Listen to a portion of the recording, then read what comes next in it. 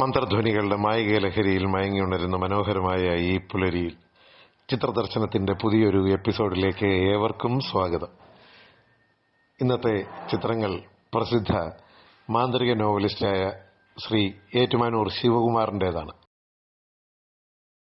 കാൽച്ചിലമ്പുകൾ കീർത്തനം പാടുന്ന കാവിനുള്ളിലെ പൂമരത്തിൽ, കാൽച്ചിലമ്പുകൾ കീർത്തനം പാടുന്ന കാവിനുള്ളിലെ പൂമരത്തിൽ, കാലം മറന്നൊരു കനകപ്പൂവിതളിന്റെ ഓർമ്മകൾക്കിന്നും ബാല്യം, ഓടി നടക്കുന്ന പ്രായം.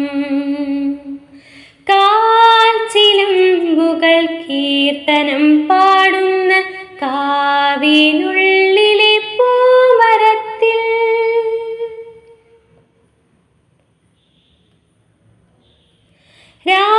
രാഗപരാഗത്തിൻ താരുണ്യം തളിർവീശും താരിളം തളിർമൊട്ടുപോലെ, രാഗപരാഗത്തിൻ താരുണ്യം തളിർവീശും താരിളം തളിർമൊട്ടുപോലെ, രാവിലും പകലിലും അനുരാഗം നുകർന്നു രാജകുമാരി വളർന്നു, രാജീവലതികയായി പടർന്നു.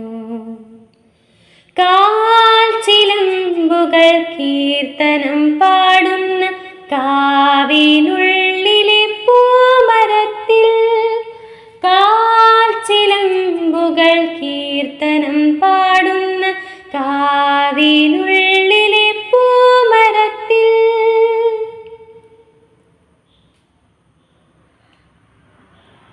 മാരജ്വരത്തിൻ്റെ മായിക ലഹരിയിൽ മനസാക്ഷിയില്ലാ ചാബല്യം, മാരജ്വരത്തിൻ്റെ മായിക ലഹരിയിൽ മനസാക്ഷിയില്ലാ ചാബല്യം, അവളുടെ യൗവന മാസ്മരഭാവങ്ങൾ അനുതാപമില്ലാതെ കവർന്നു, അഭിരാമ പുഷ്പം കുഴിഞ്ഞു.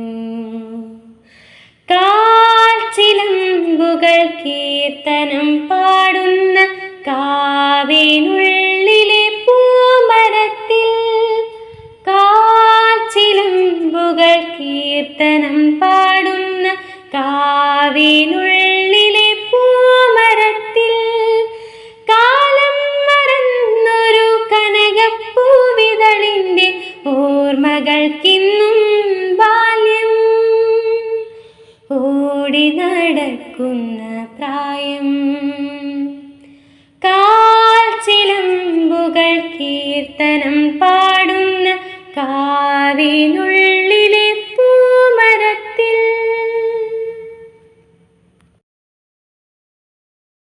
ഏറ്റുമാനൂർ ശിവകുമാർ സാറിന്റെ ചിത്രങ്ങൾ ഞാൻ എടുത്തത് ഏകദേശം 10 ദിവസം മുൻപാണ്. കോട്ടയത്തിനടുത്ത് കുമാരനെല്ലൂരിൽ ഒരു പ്രശസ്തമായ ദേവീക്ഷേത്രമുണ്ട്. അറിയായിരിക്കും, അഞ്ജനശിലയിൽ ആദിപരാശക്തി അമ്മേ കുമാരനെല്ലൂർ അമ്മ എന്നുള്ള പാട്ടൊക്കെ വളരെ പ്രശസ്തമാണ്. അപ്പോൾ ആ ക്ഷേത്രത്തിനടുത്ത് ഒരു വില്ലയിലാണ് സാർ താമസിക്കുന്നത്. സരോവരം മറ്റുമാണ് ആ വില്ലയുടെ മൊത്തം പേര്. ഞാനവിടെ ചെല്ലുമ്പോൾ നേരത്തെ ധാരണയുണ്ടായതനുസരിച്ച് ഈ പ്രശസ്ത ഗാന രചയിതാവായ ശ്രീ ഹരി ഏറ്റുമാനൂരും അദ്ദേഹത്തെ കാണാൻ തിരുവനന്തപുരത്തു നിന്നും വന്ന ഒരു പുസ്തക പ്രസാധകനായ ശ്രീ ഗ്രാമീണനും മണിക്കൂറുകളായിട്ട് തന്നെ അവിടെയുണ്ട്. ഞാൻ അല്പം താമസിച്ചു പോയി. നല്ല ബ്ലോക്കുണ്ട്. ഈ ഓണക്കാലാണല്ലോ. ഏറ്റുമാനൂരിൽ നിന്ന് കുമാരനെല്ലൂർ വരെ നല്ല ട്രാഫിക്കാണ്. അവിടെ ചെന്നു സാറിൻ്റെ ചിത്രങ്ങൾ എടുക്കാൻ പ്രത്യേകിച്ചൊന്നുമില്ല. സാർ ഇരിക്കുന്ന അതേ വേഷത്തിൽ സ്വീകരണമുറിയിലെ ഒരു ദിവാനിലാണ് സാർ ഇരിക്കുന്നത്. അപ്പോൾ അവിടെ ഇരിക്കുന്നതിനൊരു ഗുണമുണ്ടായിരുന്നു. ഈ വാതിൽ കൂടെ ഈ സോഫ്റ്റായിട്ടുള്ള വിൻഡോ ലൈറ്റ് അകത്തേക്ക് വരുന്നുണ്ട്. അപ്പം അതിൻ്റെ ഗുണം എന്താ വെച്ചാൽ ഈ ലൈറ്റ് ആൻഡ് ഷെയ്ഡ് പിക്ചർ കിട്ടും. നല്ലതായിട്ടൊരു ചെറിയ പെയിന്റിംഗ് എഫക്റ്റിലുള്ള പടങ്ങൾ കിട്ടും എന്നുള്ളത് കൊണ്ട് ഞാൻ അവിടെ തന്നെ മതി എന്ന് പറഞ്ഞിട്ട് സാറ് ഈ ഗ്രാമീണനോടും ഹരിക്കാരനോടും ഒക്കെ വർത്തമാനം പറയുന്നത് ഞാൻ എടുത്തു. ധാരാളം പടങ്ങളെടുത്തു. ധാരാളം എന്ന് വെച്ചാൽ 10,000-2,000 പടം എടുത്തു. ഇദ്ദേഹം കഥ പറയുന്നത് കേൾക്കാൻ നല്ല രസമാണ്. സാഹിത്യകാരനാണല്ലോ. സ്വയം ആസ്വദിച്ച് ചിരിച്ച്, എന്നാൽ ചില വിഷമമുള്ള കാര്യം പറയുമ്പോൾ ആ മുഖത്ത് ദുഃഖവും ഒക്കെ വരുന്ന ഒരു പ്രത്യേകത ഉണ്ട് ആ സംസാരത്തിൽ. കുറേ നേരം അങ്ങനെ ഞങ്ങൾ സംസാരിച്ചു. അദ്ദേഹം പറഞ്ഞത് അദ്ദേഹത്തിൻ്റെ ജീവിത കഥയാണ്. അതൊരല്പം അതിശയമാണ്.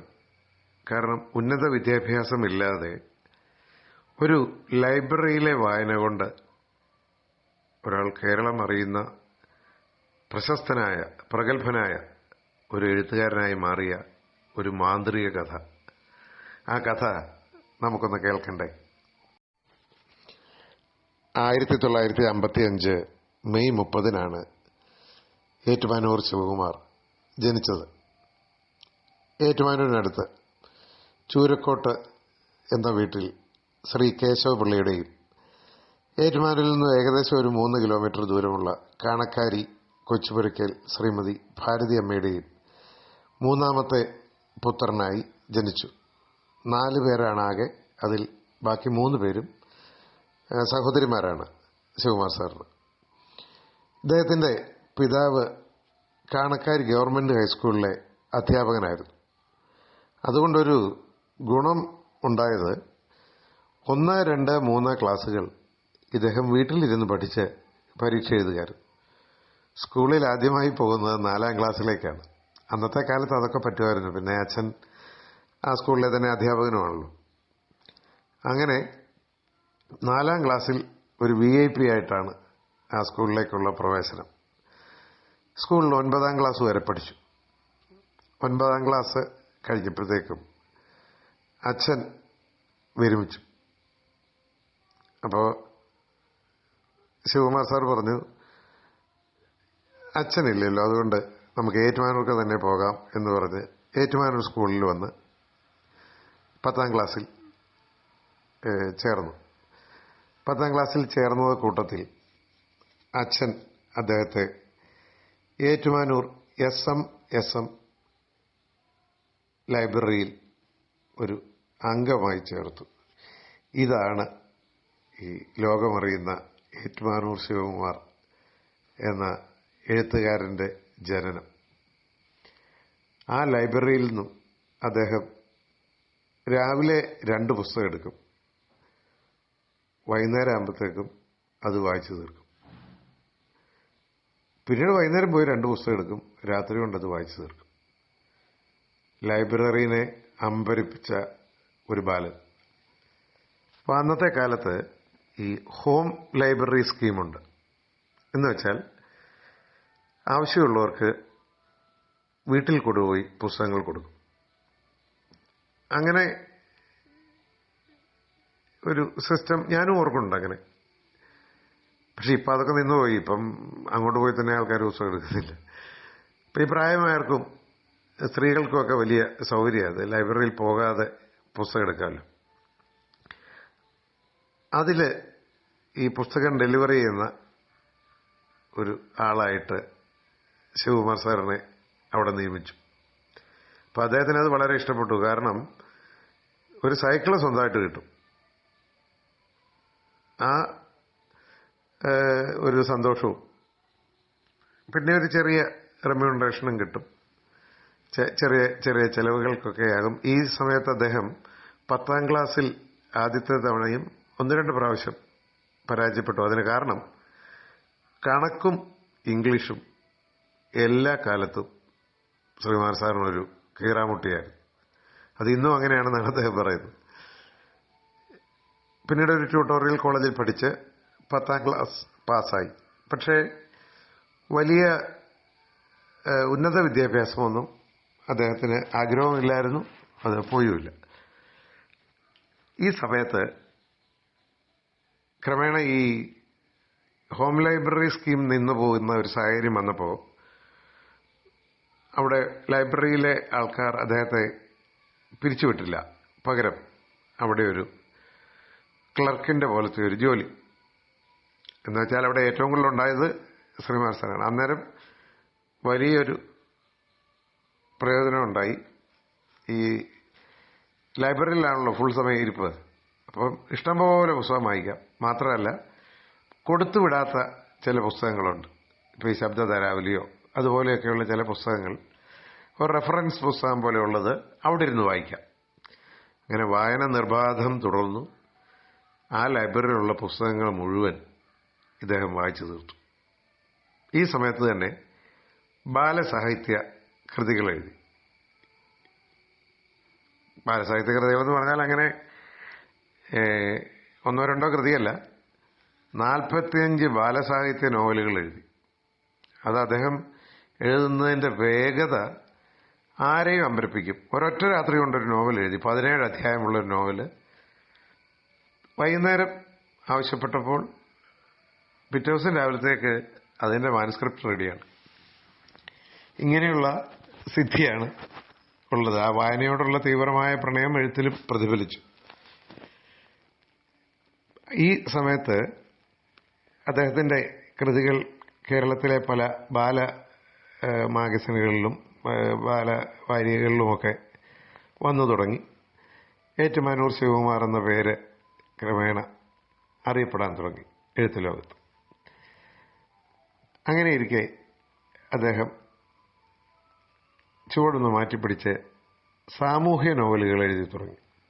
ഞാനിപ്പോഴും ഓർക്കുന്നുണ്ട്, 7.5 പൊന്നാന എന്നൊരു പുസ്തകം, ഒരു നോവല് മംഗളത്തിലാണെന്നാണ് എൻ്റെ ഓർമ്മ, അതോ മനോരമയിലാണോ ഏതോ വീക്കിലിയിൽ ഞാൻ വായിച്ചിട്ടുണ്ട്. അങ്ങനെ എഴുതിക്കൊണ്ടിരിക്കുന്ന സമയത്താണ്, ഈ സമയത്ത് അദ്ദേഹം മംഗളത്തിൽ ഒരു പ്രൂഫ് റീഡർ തസ്തികയിൽ ജോലിയുമായി. അപ്പോൾ ധാരാളം കഥകളും ഒക്കെ അതിലെ വരുന്നുണ്ട്, ചെറുകഥകളും ഒക്കെയുണ്ട്, സീരിയലായിട്ടുള്ള നോവലുകളും ഒക്കെ. അന്നത്തെ കാലത്ത് കോട്ടയത്തു നിന്ന് തന്നെ ഒരു 15ഓളം പ്രസിദ്ധീകരണങ്ങളുണ്ട്. പ്രസിദ്ധീകരണങ്ങൾ എന്ന് അല്പം തമാശയും അല്പം പരിഹാസത്തോടെയും ആൾക്കാർ പറയുന്ന മലയാള മനോരമ, മംഗളം, മനോരാജ്യം, മാമാങ്കം എന്നൊക്കെ പറഞ്ഞിട്ട് 10-15ഓളം മാസികകളുണ്ട്. ഈ അക്ഷരങ്ങളുടെ ഒരു ഈറ്റില്ലമാണ് കോട്ടയം. അതിലൊക്കെ അദ്ദേഹം എഴുതി തുടങ്ങി. ബാലസാഹിത്യം എഴുതി തുടങ്ങുന്ന കാലത്ത് തന്നെ ശിവകുമാർ സാറ് നാടകങ്ങൾ എഴുതി തുടങ്ങി. അന്നത്തെ കാലത്ത് നാടകങ്ങൾ എഴുതിയാൽ 2 മാർഗമേ ഉള്ളൂ. ഒന്നെങ്കിൽ സ്റ്റേജിൽ അവതരിപ്പിക്കണം, അതല്ലെങ്കിൽ പിന്നെയുള്ളത് ആകാശവാണിയിലൂടെ പ്രക്ഷേപണം ചെയ്യണം. റേഡിയോയുടെ സുവർണകാലമാണ്. സ്വാഭാവികമായും എളുപ്പമുള്ള മാർഗമായ റേഡിയോ ശിവകുമാർ സാർ തെരഞ്ഞെടുത്തു. നാടകം ആകാശവാണിക്ക് അയച്ചു. യശശരീരനായ KG സേതുനാഥ്, നാഗവള്ളി RS കുറുപ്പ്, മള്ളൂർ രാമകൃഷ്ണൻ തുടങ്ങിയ ആൾക്കാരുമൊക്കെയായി പരിചയപ്പെട്ടു. നാടകങ്ങൾ റേഡിയോയിൽ തുടർച്ചയായി വന്നു തുടങ്ങി. ആ കാലത്ത് ഓരോ റേഡിയോ പരിപാടിയെയും കുറിച്ച് ശ്രോതാക്കളുടെ കത്തുകൾ വരും. അതിൽ ഏറ്റുമാനൂർ ശിവകുമാറിന്റെ നാടകങ്ങളെക്കുറിച്ച് വളരെ നല്ല അഭിപ്രായമായതിനാൽ വീണ്ടും വീണ്ടും അവസരങ്ങൾ കിട്ടി. 10ഓളം റേഡിയോ നാടകങ്ങളും 20 തവണയായിട്ടുള്ള ഒരു തുടർ നാടകവും, എന്നുവെച്ചാൽ നമ്മുടെ ഇന്നത്തെ കാലത്തെ സീരിയലൊക്കെ പോലെ അതൊക്കെ വളരെ കുറച്ചു പേർക്ക് മാത്രം കിട്ടിയ ഭാഗ്യമാണ് ഈ തുടർ നാടകങ്ങളൊക്കെ. അതും വന്നു. ഈ സമയത്ത് മലയാള സാഹിത്യത്തിൽ ഒരു വിപ്ലവം എന്ന് വേണേൽ പറയാവുന്ന ഒരു മാറ്റമുണ്ടായി. മോഹനചന്ദ്രന്റെ കലിക എന്ന യക്ഷിക്കഥ ജനങ്ങൾ 2 കൈയും നീട്ടി സ്വീകരിച്ചു.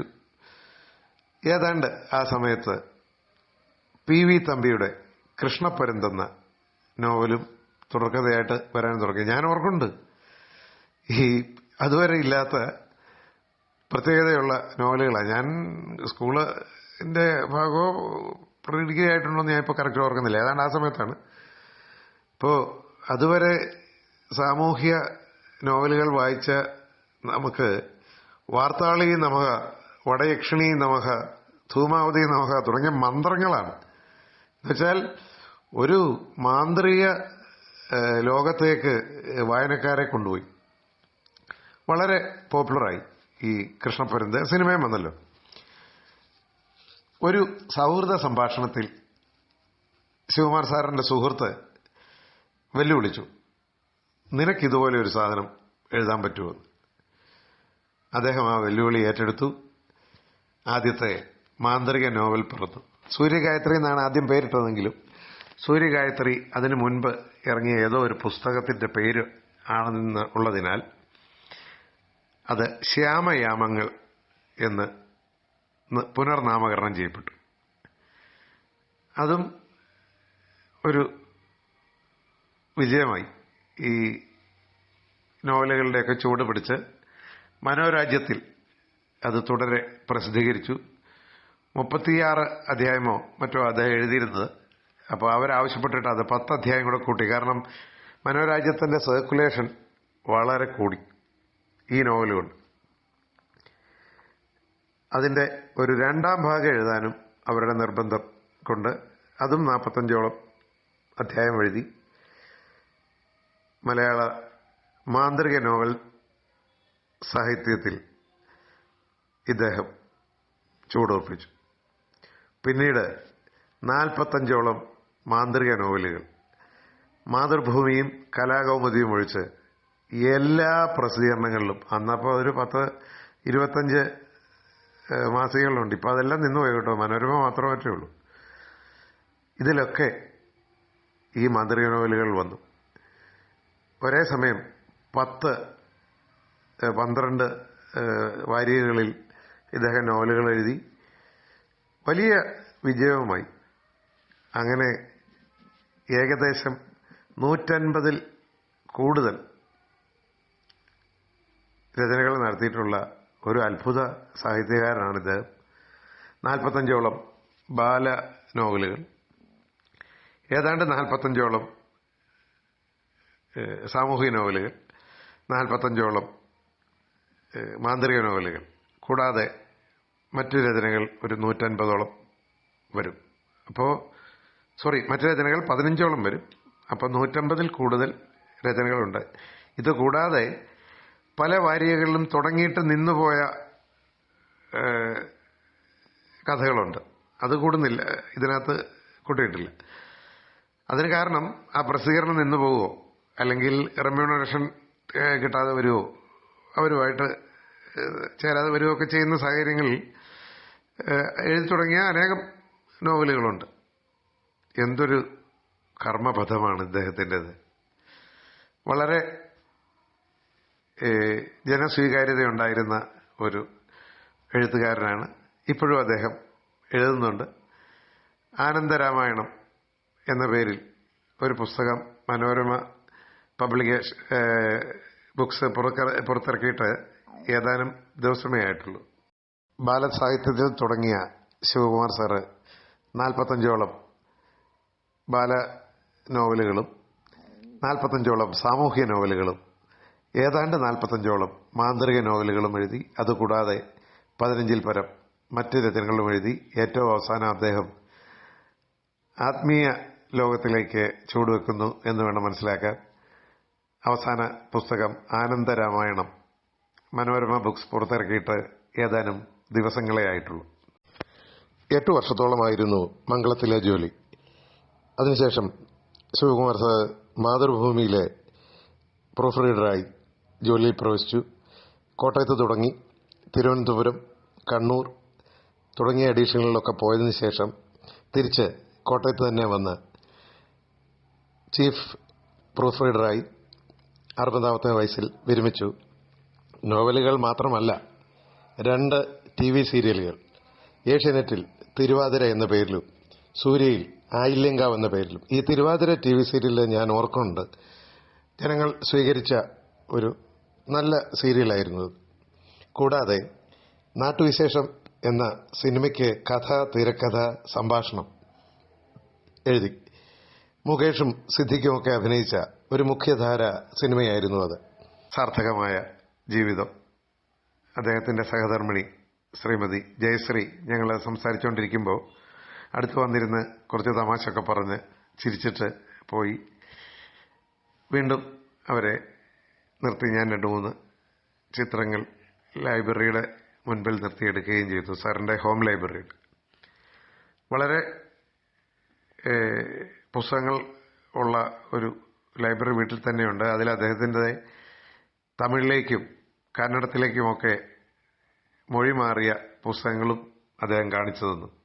അത്ര സ്വീകാര്യതയായി മറ്റു ഭാഷകളിലേക്ക് ഈ മാന്ത്രിക നോവലുകളും സാമൂഹിക നോവലുകളും ഒക്കെ തർജ്ജമ ചെയ്യപ്പെട്ടു. ഇദ്ദേഹത്തിന് 2 മക്കളാണ്. മകൾ ശ്രീകല, പുത്രൻ ശ്രീജിത്ത്. ഇവർ 2 പേരും വിവാഹിതരാണ്. ശ്രീകല ചേർത്തല കുത്തിയതോടെന്നാണെന്ന് തോന്നുന്നു സാറ് പറഞ്ഞ സ്ഥലം. ശ്രീ ഉദയകുമാർ എന്നെ വിവാഹം ചെയ്തു. അവർക്കൊരു പുത്രനുണ്ട്, പാർത്ഥിബ്. മകൻ ഓസ്ട്രേലിയയിലാണ്. മകൻ്റെ വിവാഹവും 2-3 വർഷം മുമ്പ് നടന്നു. ഭാര്യ അർപ്പിത. അവർക്ക് അടുത്ത കാലത്തൊരു പെൺകുട്ടിയുണ്ടായി, മഹാലക്ഷ്മി. ഏറ്റവും ധന്യമായ ഒരു ജീവിതത്തിന് വഴിയൊരുക്കിയ ജഗദീശ്വരനോട് നന്ദി പറയുന്ന ഏറ്റുമാനൂർ ശിവകുമാർ സാറിൻ്റെ കഥ പറഞ്ഞ ഇന്നത്തെ ചിത്രദർശനം ധന്യമാകുന്നു. അദ്ദേഹത്തിൻ്റെ ജീവിതത്തിലും എഴുത്തുവഴിയിലും അഭിവൃദ്ധി ഉണ്ടാകട്ടെ എന്ന് പ്രാർത്ഥിക്കുന്നു. ബഹുമാനത്തോടെ, ഒത്തിരി ഇഷ്ടത്തോടെ ഞാൻ ഗോപനംപാട്ട്. ഈ വീഡിയോയുടെ തുടക്കത്തിൽ കേട്ട കാൽച്ചിലമ്പുകൾ കീർത്തനം പാടുന്ന എന്ന ഞാൻ എഴുതിയ വരികൾ സംഗീതം നൽകിയത് ശ്രീ ഉദയറാമാണ്. ഉദയറാമിൻ്റെ ശിഷ്യയും തൃപ്പൂണിത്തറ പൂർണ്ണശ്രീയിൽ ശ്രീ ദിലീപൻ തമ്പുരാന്റെയും ശ്രീമതി ജയന്തി തമ്പുരാട്ടിയുടെയും പുത്രിയായ കുമാരി ലക്ഷ്മി ആർ വർമ്മയാണ് അത് ആലപിച്ചത്. സുന്ദരമായി ആലപിച്ചു. ലക്ഷ്മിയോടുള്ള നന്ദി അറിയിക്കുന്നു. ഇതുപോലെയുള്ള പുതിയ പുതിയ ശബ്ദങ്ങൾ ഈ ചാനൽ വഴി കേൾപ്പിക്കാൻ കഴിയുന്നത് വലിയ ഭാഗ്യമാണ്. നിങ്ങൾക്കും താല്പര്യമുണ്ടെങ്കിൽ വരാം. ഇതിൻ്റെ ഡിസ്ക്രിപ്ഷൻ ബോക്സിൽ ഈ പാട്ട് കൊടുത്തിട്ടുണ്ട്. അത് ഏതെങ്കിലും പാട്ട്, എല്ലാ ദിവസവും ഉണ്ടാവും, ഏതെങ്കിലും പാട്ടുകൾ നിങ്ങൾക്ക് പാടാൻ താല്പര്യമുണ്ടെങ്കിൽ പാടി അയച്ചു തന്നാൽ അതിൻ്റെ വീഡിയോ ഞങ്ങൾ ചെയ്ത് ഈ ചാനലിൽ തന്നെ കാണിക്കുന്നതായിരിക്കും. ഒരു ഫോൺ നമ്പറും കൊടുത്തിട്ടുണ്ട്. ആ ഫോൺ നമ്പറിലേക്ക് വാട്സപ്പ് ചെയ്താൽ മതിയാവും. Have A good day.